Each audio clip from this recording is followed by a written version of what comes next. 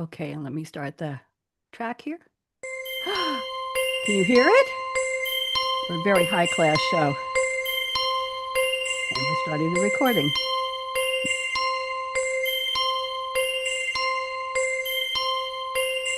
Let's see where we are. We are streaming all over the place. Let's get this party started. Dance with me, Simon.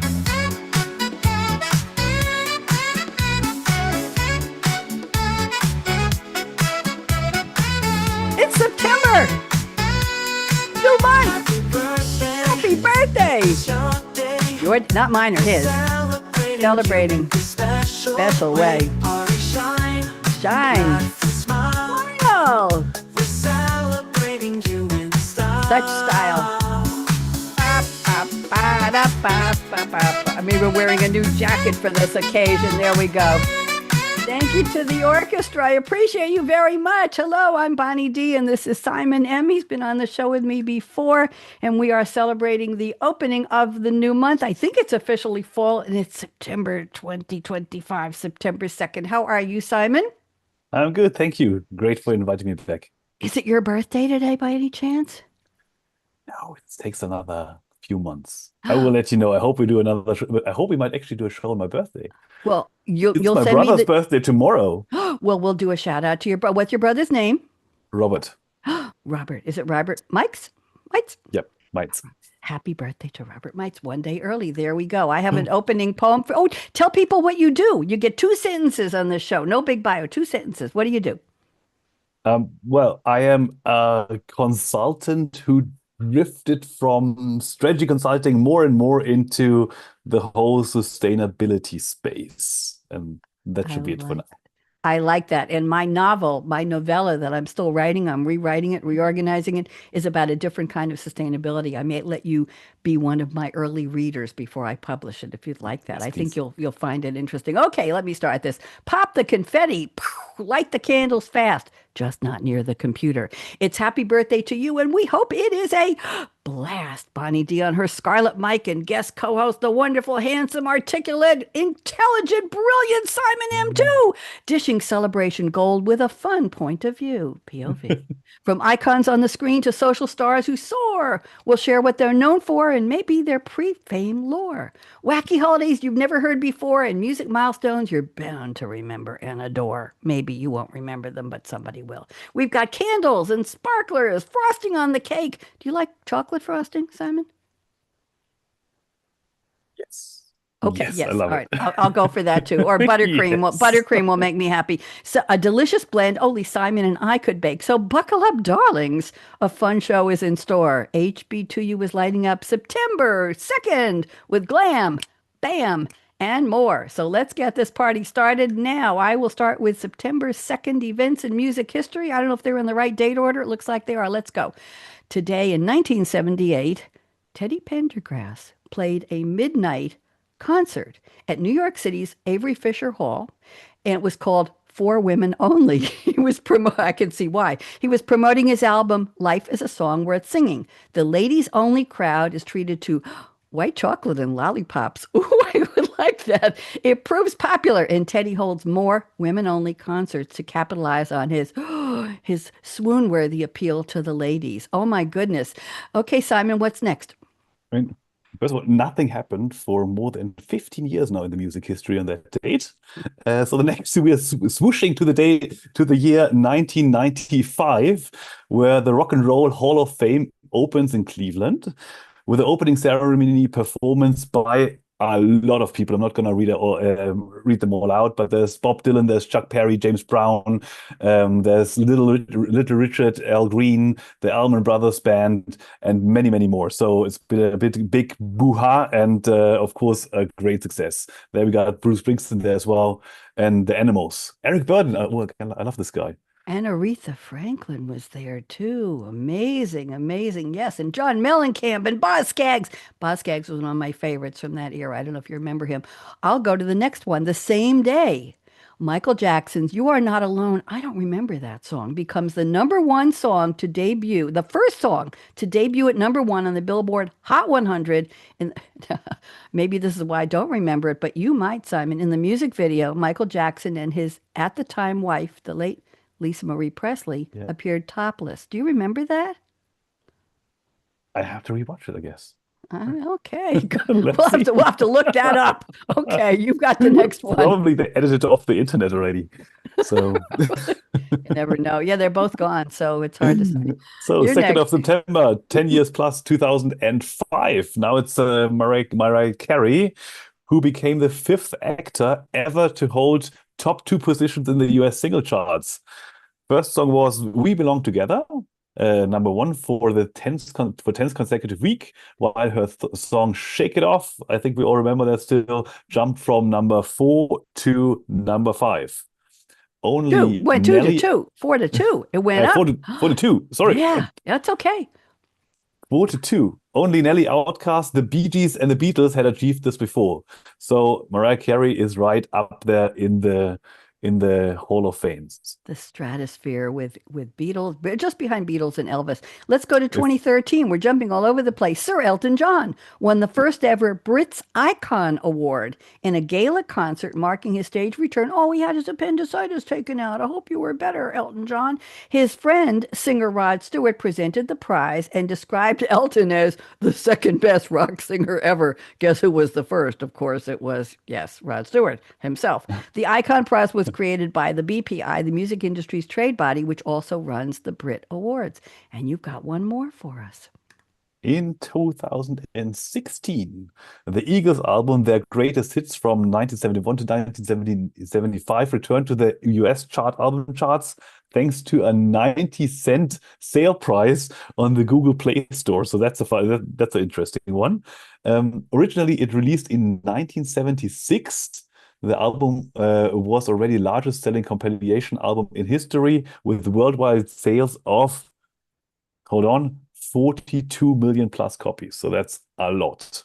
That was 40 years earlier. It sold 42 million copies in 76. By today's standards, do you know how many that would be, Simon? That would be maybe 100 million, do you think?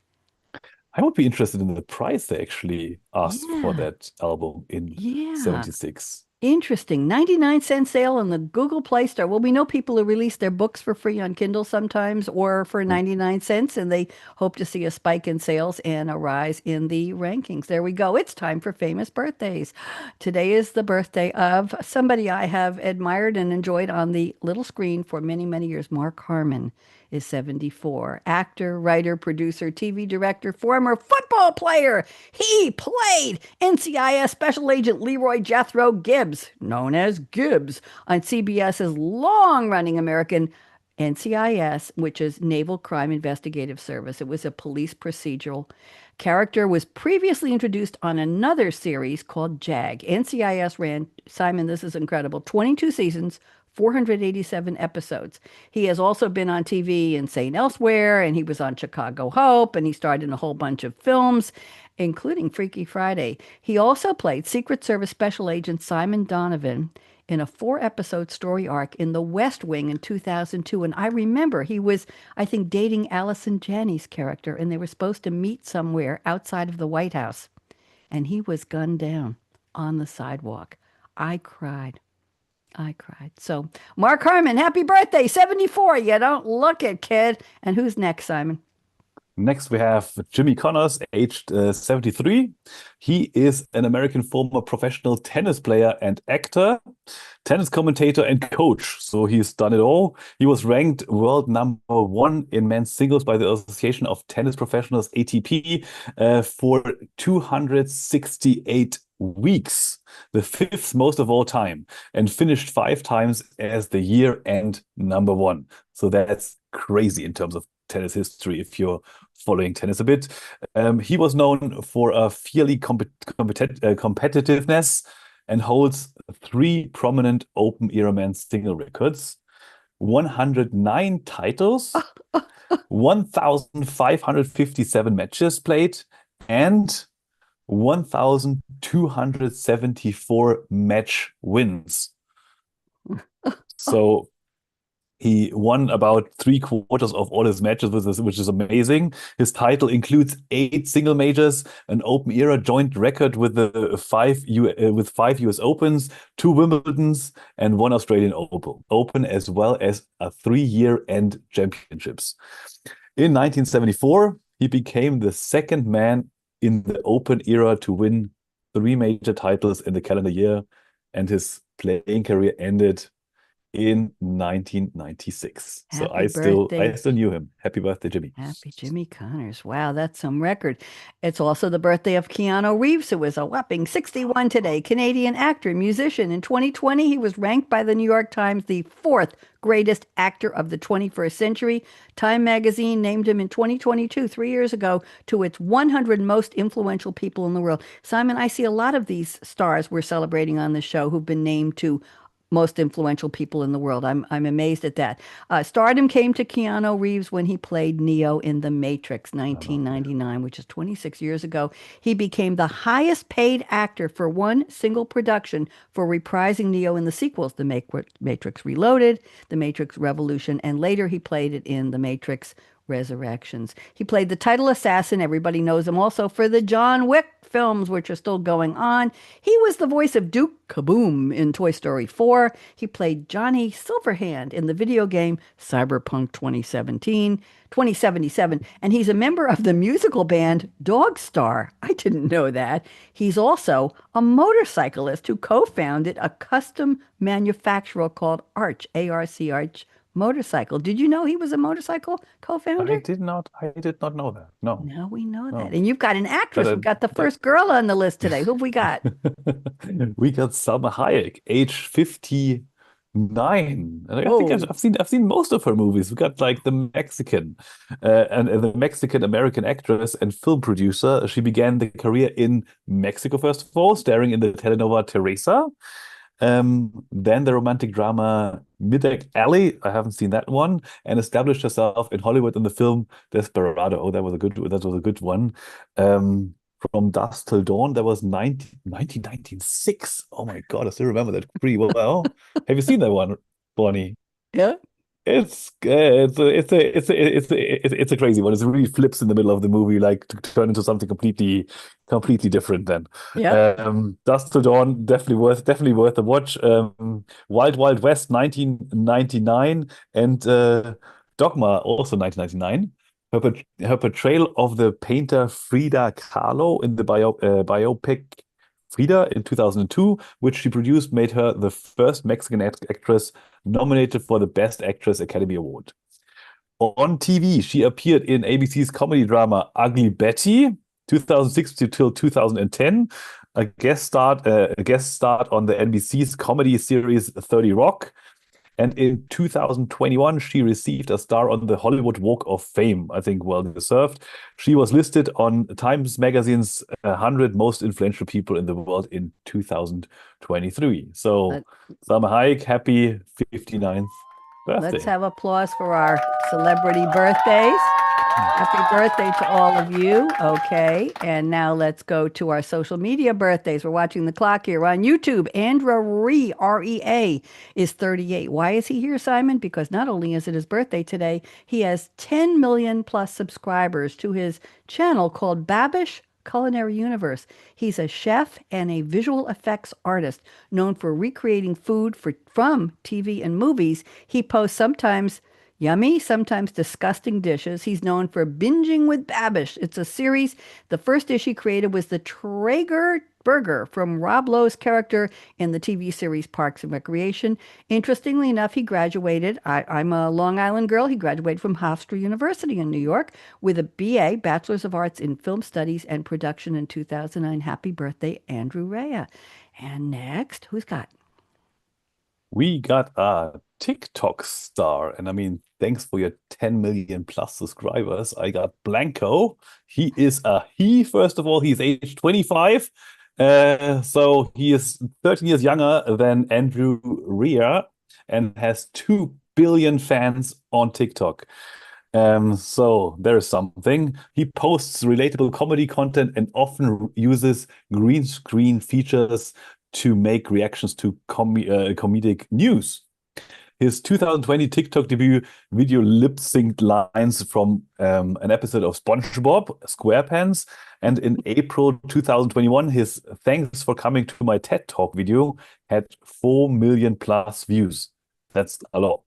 He's made videos about characters from the Breaking Bad universe and much, much, much, much, much, much more. So if you're interested, if that piques your interest, take a look. Blanco on TikTok, age 24, 25, sorry. 2 billion fans, happy birthday. BLANKO, and there's always room for 2 billion and 1, Simon, so you can go sign up. Also on Instagram today, it's the birthday of a young lady named Adejoke Adekoya.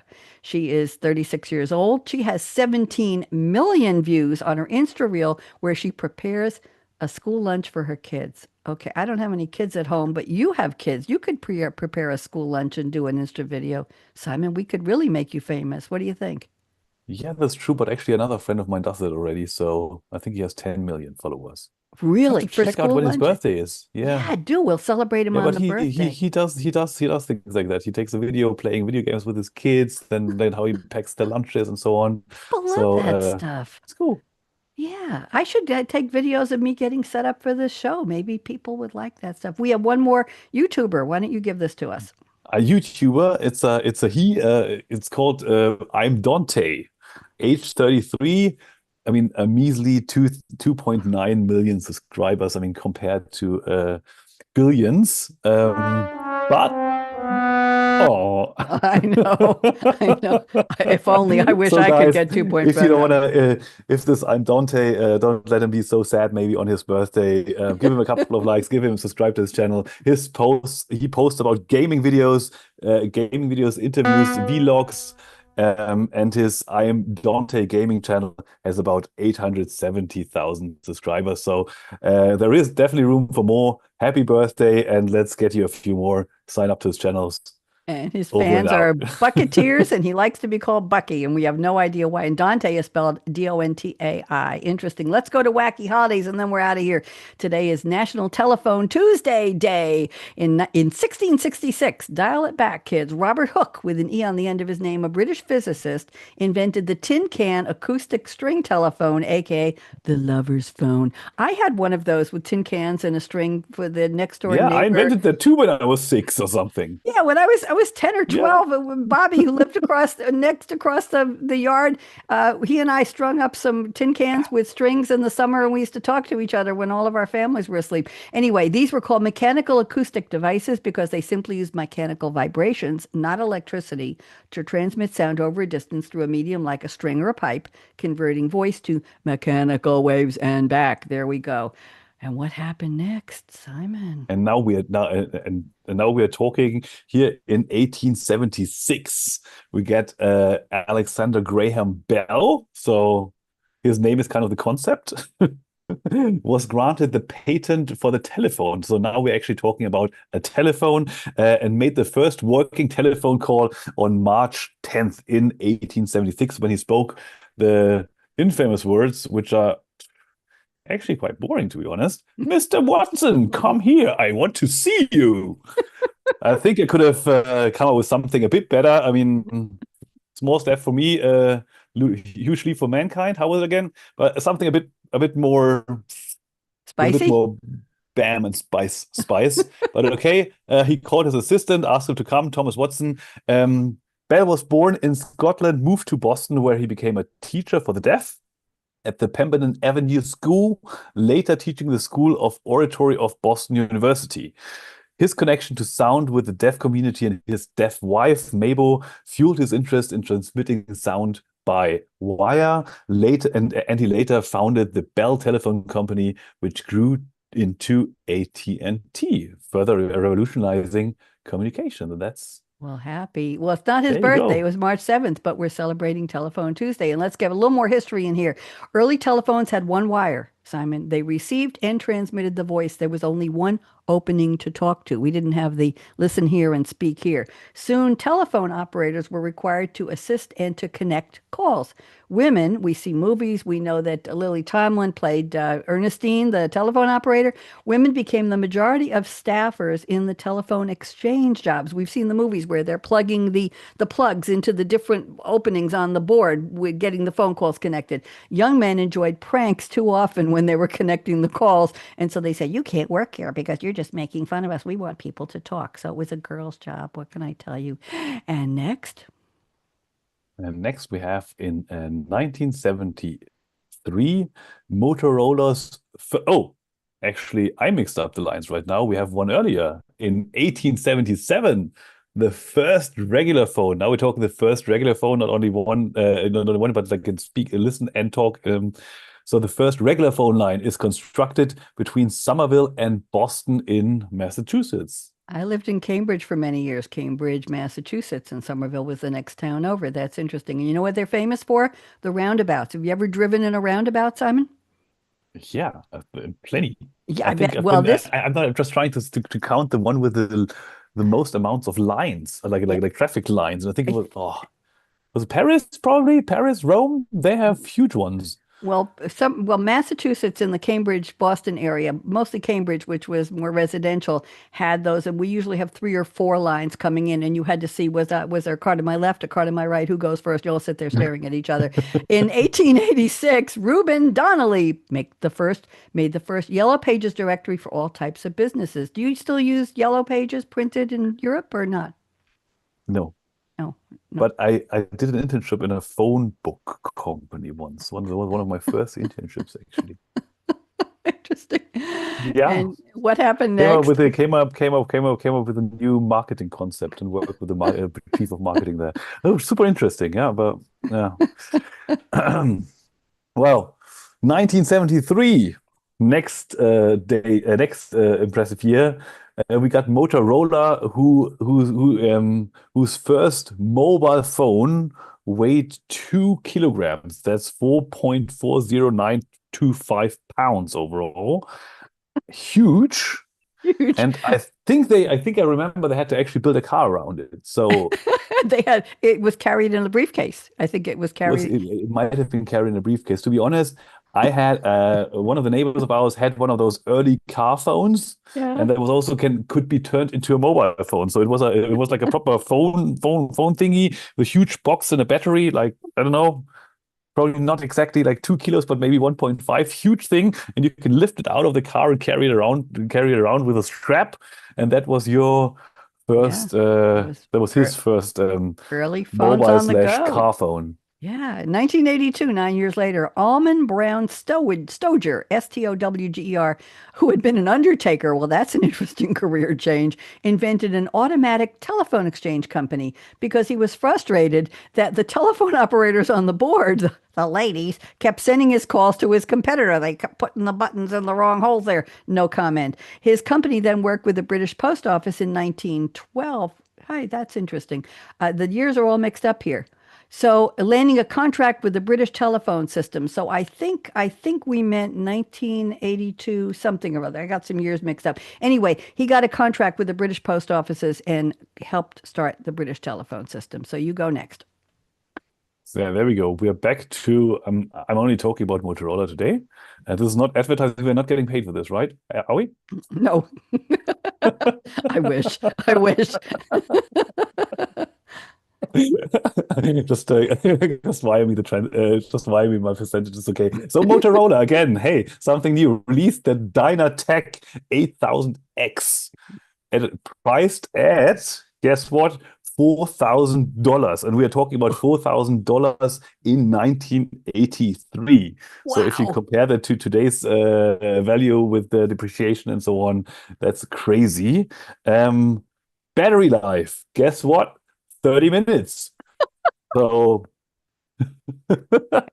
it's about $500 per minute of battery life. So and battery life and for an overall, I think that equals also, of course, the 30-minute talk time. If you want to charge it, all these new iPhones fast charging, or the new cars fast charging. This one took 10 hours to charge. So you switch it on at night, and you wake up, and it's still not charged. Great. Um, it weighed 790 grams, so that's Oh, 1.74165 pounds, and it was affectionately known as, I have to do my own sound effects here, the brick phone. the brick phone. So the interesting that it took 10 hours if you're lucky to sleep that long to charge. You only got 30 minutes. So if you had something important to say, you better say it fast. Okay, I've got 2 minutes for you and 2 minutes for you and 2 minutes quick dial fast. There you go. In 2007, oh my goodness, welcome the day Steve Jobs and Apple released the first iPhone.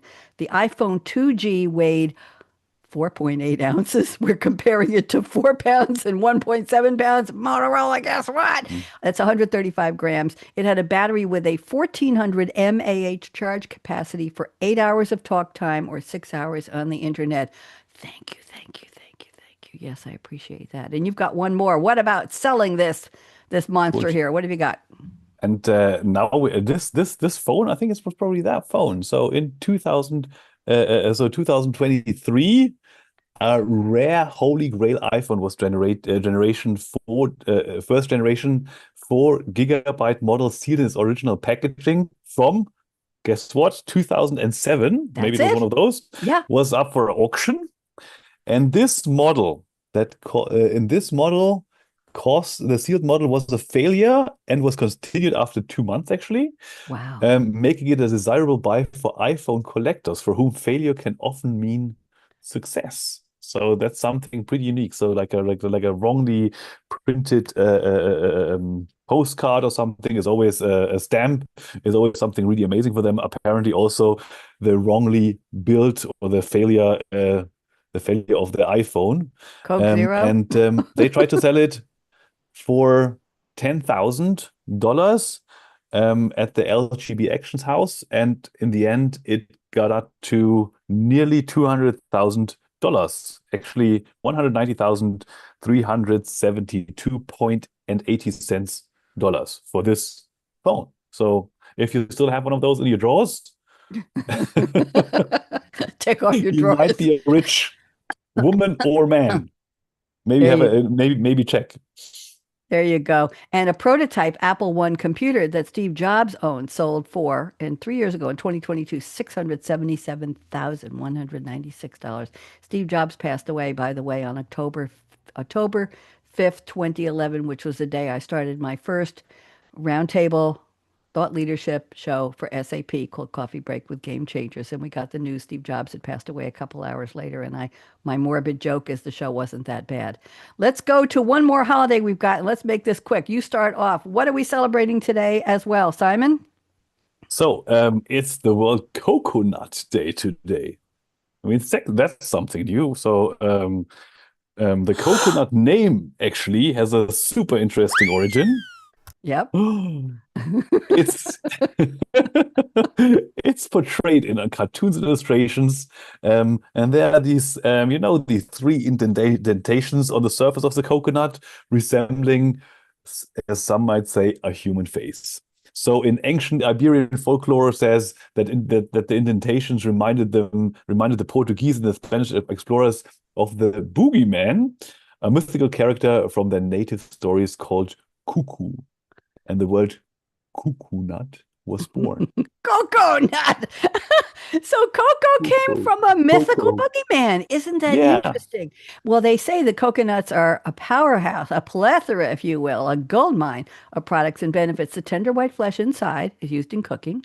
The oil, milk, and water are used for cooking and non-cooking. I'm not sure what. Coconut butter, coconut cream, coconut oil are byproducts used in beauty products. You can use coconut cream and oil and coconut butter. And the husks and leaves, I didn't know this, are used for making doormats, roofs, and huts. Did you know that, Simon? No, I didn't. Well, now we do. So we can go make a roof on a hut and a doormat out of the leftover coconut husks and leaves. I'll And bring my coconuts. Never mind. What have you got next? so let's learn a bit more about the origin of the coconut and where it came from. So we learned about the name, and now it's about how it made its way. from India to the coast of East Africa via Arab sailors. Thanks to Austronesian sailors, the coconut went then from Southeast Asia to the west of Madagascar in the Indian Ocean and to the east of the Pacific. So Oh my goodness gracious. our Well, coconut is not only a boogeyman, but also a well-traveled boogeyman. do you remember the song, Put the Lime in the Coconut? I think we might have that. No, it doesn't. It's not included here, but we'll sing that later. In 1280, Marco Polo Yeah. encounters the coconut on his travels to Sumatra and refers to it in his writing as Nux, Nux indica, or Indian nut. My goodness. And what's next? So now we have something really juicy and yummy. It's 1951. The Mars Corporation came up with Bounty. Oh my God, I love it. A milk chocolate coated candy bar with coconut flavored filling. Oh, I actually also love the Bounty ice cream these days. what's the coconut Mounds? I wonder when Mounds was debuted. The chocolate covered bar with creamy coconut inside. That's my favorite. I don't like the one with the almonds, but I like the Mounds bar. In 1971, this may be what I'm thinking of. Harry Nilsson's song "Coconut" debuted. It tells the story of a woman. Yes, put the lime in the coconut and drink it all up. Okay, Harry Nilsson. Thank you very much. 71, and 2000, the coconut water becomes a popular drink in the West. in I've actually 2000. opened my own coconut with a knife before. It's really good. Have you? Is Like it with a one of knife? those, with this one of the big, how do you call it, machetes? No? I was going to ask if it was a machete. Yeah. I think it was Wow, somewhere in not India, Sri Lanka, when I was 10, interesting. 11 or something. Some recipes ask for coconut water, and it's not easy to find in the stores here. It's usually in I think they have a Mexican food aisle in my local supermarket. And I think that's where coconut water is. It's a Latino company that makes it. I'm not sure what. Anyway, in I think you 2009, just like take the bag of any yoga of any woman probably running around with a yoga mat out there. okay, be They're nice. drinking it like crazy. In 2009, that's where it all goes. In 2009, the first observance of World Coconut Day commemorated the creation of the APCC. That's the Asian and Pacific Coconut Community. I didn't know about that. Every year, they set a theme for World Coconut Day. In 2020, it was called Invest in Coconut to Save the World. Interesting. And I couldn't find the theme for 2025. I looked for it, Simon, but I couldn't. And you're going to wrap this up with one more fact. What have you got? I'm gonna wrap this up with some crazy facts about the Oh, 2025 here it World is. Coconut Day theme You is found it. You found it. I didn't find it. You found it. Go ahead. is uncovering coconut's power, inspiring global the coconut, the well-traveled, the boogeyman that traveled across the world, is inspiring now again global action, established by the International Coconut Community. Guess how they're called? The ICC. Okay. Per a Facebook post by the Philippine Coconut Authority. I mean, hey, and if you cut off the face of a coconut, the three dots you actually find by the Philippine Coconut Authority and go to jail. No, that's just made up. Don't believe everything I say. But the theme actually supports the ICC World Coconut Day competition in 2025, which invites submissions in photography, videography, and innovative coconut-based products. Well, I make coconut Maybe I'll submit a coconut-based penal code. And I'll submit a picture of my homemade macaroons, which are made with flaked coconut and chocolate, and I can make them in a toaster oven, and I dip them in chocolate, and they're absolutely delicious. And I keep a bag of sweetened flake coconut in my pantry at all times. Simon, do a shout out to your brother, and then we'll wrap this up. What's his name again? Robert, and do you want to? Robert, but we are like according to German traditions, at least, or European, I think even we aren't allowed to tell him happy birthday on the day before. Okay, but we can whisper it, and you can tell us how old he's going to be tomorrow. No. No. Okay, let's go. Let's dance out of this. You're a blast. He's the bam. I'm the glam. Glam bam. Glam bam. Glam bam. Happy birthday. It's your day. It's Robert's Day tomorrow. Tell him we said hello. I will do this. Shine, Done. smile. Smile. We're celebrating you in I style. think it's okay if I show him the show I'm tomorrow. the glam and he's the Fine. bam. Okay. Bye, social.